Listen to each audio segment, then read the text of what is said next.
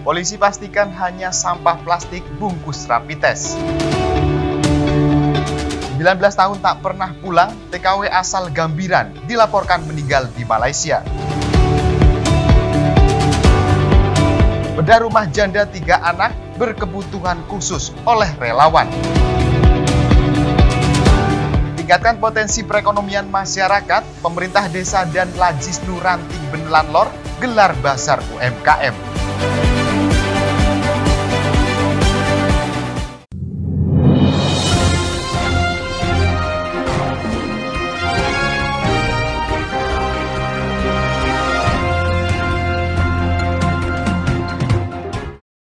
Mengawali informasi yang pertama, pemirsa, viralnya sampah medis rapid test antigen yang berserakan di perairan Selat Bali mendapat perhatian serius dari pihak yang berwajib. Satuan Polisi Air Polresta Banyuwangi langsung melakukan gelar perkara untuk menyelidiki kasus viralnya sampah medis yang diduga sengaja dibuang ke laut ini. Pemirsa, beginilah kondisi tempat pembuangan sampah medis rapid test antigen di pesisir Kapuran, Kecamatan Kalipuro, Banyuwangi, Jawa Timur, yang videonya sempat viral beberapa hari terakhir. Beberapa sampah yang sempat viral berserakan di tepi pantai kini sudah tidak terlihat lagi. Tim Satpol Air Polresta Banyuwangi sudah membersihkan sampah-sampah bungkus rapid test yang sempat berserakan di laut ke tempat sampah yang semestinya. Lokasi tempat pembuangan sampah medis ini ternyata tepat berada di belakang salah satu gerai rapid test. Dari hasil penyelidikan dan temuan di lapangan, sampah medis yang sengaja dibuang sembarangan oleh pengelola gerai rapid test ini bukan termasuk kategori limbah medis. Petugas hanya menemukan bungkus plastik rapid test. Sementara karton swab atau stik colok hidung bekas pakai tidak ditemukan petugas laut. Petugas sudah memastikan bahwa colokan hidung yang menjadi limbah medis sudah dibuang di tempat yang semestinya oleh pemilik gerai rapid test. Meski begitu, pihak kepolisian masih menunggu hasil pemeriksaan dari dinas terkait, yakni dari Dinas Lingkungan Hidup dan Dinas Kesehatan Banyuwangi untuk menentukan apakah sampah rapid test tersebut masuk kategori limbah medis atau tidak. Jika dari hasil pemeriksaan memang hanya sampah medis, pihak kepolisian tetap menghimbau kepada pemilik gerai rapid test untuk tidak membuang sampah bungkus rapid test sembarangan, apalagi sampai ke laut yang bisa mencemari ekosistem laut. Akhirnya hari itu juga Sabtu sekitar jam 16.00 saya perintahkan anggota ngecek ke perairan menggunakan kapal, kita sisir. Ternyata memang pas di depan lokasi di depan Terminal Sri Tanjung, di situ memang terdapat beberapa bungkus plastik sama kardus yang terapung. Kita coba amankan, terus kita coba naik ke darat. Di sini kita temukan juga ada sebagian sudah sempat dibakar. Yang jelas bungkus plastik yang untuk colokan di hidung, bungkus plastiknya bukan stiknya ya.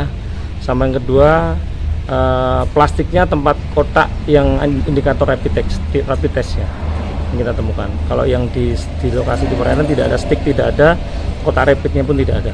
Berapa banyak itu? Kalau kita amankan sekitar ratusan lah.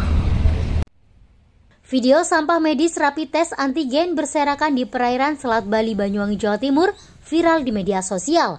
Diduga sampah medis ini sengaja dibuang oleh pengelola gerai rapid test yang ada di kawasan Pelabuhan Ketapang. Viralnya video sampah rapid test yang berserakan di perairan ini langsung diselidiki oleh tim Satpol Air Polresta Banyuwangi karena diindikasi bisa merusak ekosistem laut. Dari Banyuwangi, Jawa Timur, tim liputan Banyuwangi 1 TV melaporkan.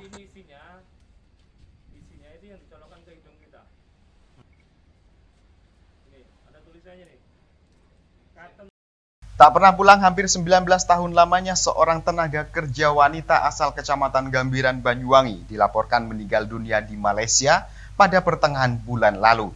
TKW tersebut meninggal di rumah sakit saat mendapatkan perawatan akibat penyakit paru-paru akut yang dideritanya meski sempat tertunda hampir 13 hari. Namun kepulangan jenazah baru bisa dilakukan setelah mendapatkan bantuan dari pihak terkait. Pemirsa, meninggalnya pahlawan devisa asal Bumi Belambangan di negeri jiran kembali terulang.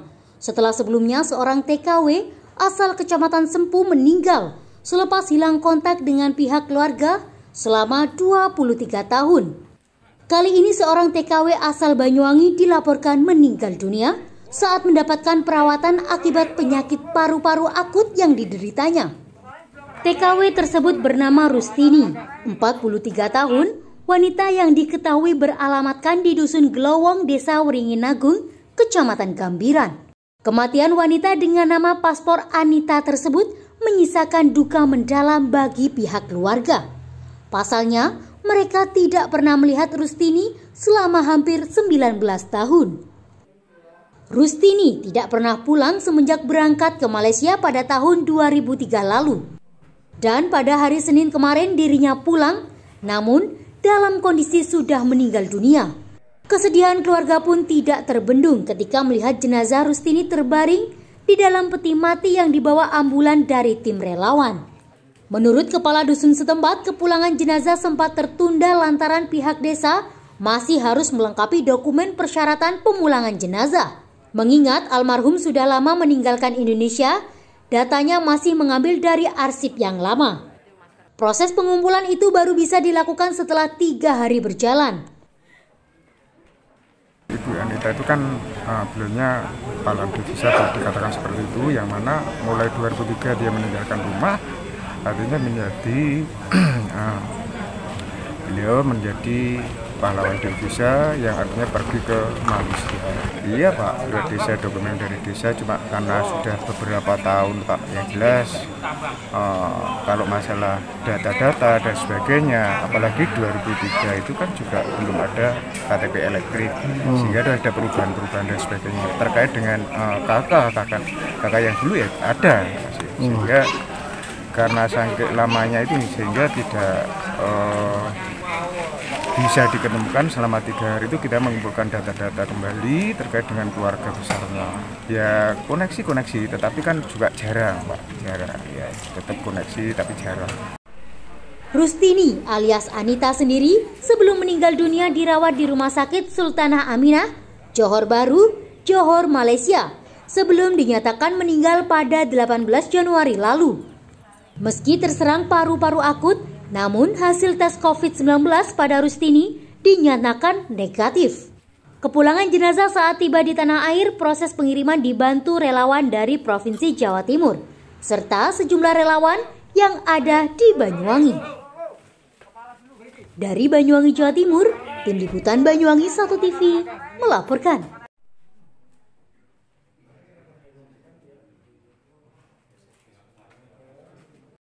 Dinilai tak layak huni, sebuah rumah milik janda dengan 3 anak berkebutuhan khusus asal Desa Style, Kecamatan Genteng, direnovasi sejumlah relawan dibantu warga pada Minggu pagi.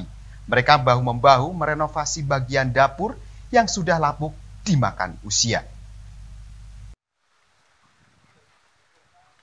Pemirsa, kepedulian kepada sesama dapat diwujudkan dengan berbagai hal. Hal inilah yang menggerakkan sejumlah relawan untuk merenovasi bangunan milik Suwati, warga Dusun Kerajaan Desa Style, Kecamatan Genteng pada Minggu pagi. Dibantu warga setempat, relawan yang tergabung dalam TRC Genteng tersebut tergerak untuk membedah rumah Suwati yang diketahui seorang janda miskin yang hidup serba kekurangan. Bagian dapur menjadi target utama dalam giat bedah rumah kali ini, di mana bagian tersebut merupakan titik terparah lantaran lapuk dimakan usia. Diharapkan setelah ini Suwati tidak perlu khawatir lagi jika bangunan dapurnya bakal ambruk seperti yang dirasakan sebelumnya. Suwati sendiri sudah pernah merasakan bantuan sebelumnya, yakni pembetulan atap rumah oleh para relawan. Mengingat sebelum dibetulkan, setiap kali hujan rumahnya penuh dengan rembesan air hujan. Untuk dana, menurut perwakilan relawan, berasal dari kas anggota yang kemudian disisihkan sebagai modal utama renovasi rumah Suwati. Selain itu, uluran tangan juga menjadi tambahan dana tercapainya program bedah rumah secara kolektif. Kegiatan hari ini hari Minggu tanggal 30 Januari 2022 di Curatangi, Desa Style, Kecamatan Genteng, di rumah Ibu Suwati. Kita kita giat bedah dapur dengan kondisinya memang benar-benar memprihatinkan. Jadi ini inisiatif teman-teman dari TRC Genteng dan dibantu driver truk. Inisiatif pertama dari warga karena melihat kondisi dapur memang benar-benar memprihatinkan. Jadi kita langsung mengadakan giat bersama teman-teman TRC. Kita memang giat TRC dari segi memang dari awal kita dari ambulan, terus kita bencana alam, terus kegiatan sosial ya kayak gini, bedah dapur, semisal ada orang membutuhkan ya insya Allah kalau memang benar-benar dibutuhkan insya Allah kami siap membantu. Selain hidup menjanda, Suwati sendiri harus berjibaku bertahan hidup dengan ketiga anaknya yang mengalami keterbelakangan mental. Hal ini cukup berat mengingat dirinya menjadi tulang punggung usai kepergian sang suami tercinta. Suwati sendiri bersyukur masih ada pihak yang ikhlas membantunya tanpa rasa pamrih. Suwati pun kini bisa tenang dan menikmati hari-harinya tanpa bayang-bayang bangunan ambruk serta atap yang bocor. Dari Banyuwangi, Jawa Timur, Tim Liputan Banyuwangi 1 TV melaporkan.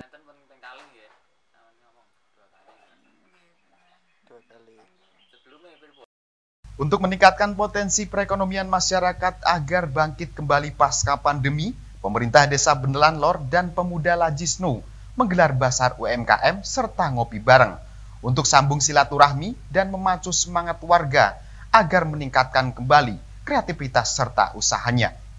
Baik pemirsa, informasi berikut sekaligus menutup perjumpaan kita pada hari ini. Anda dapat menyimak informasi tadi melalui sosial media Banyuwangi 1 TV. Saya Haryadi, mewakili kerabat kerja yang bertugas pamit undur diri dari hadapan Anda. Tetap jaga kesehatan, terima kasih dan sampai jumpa.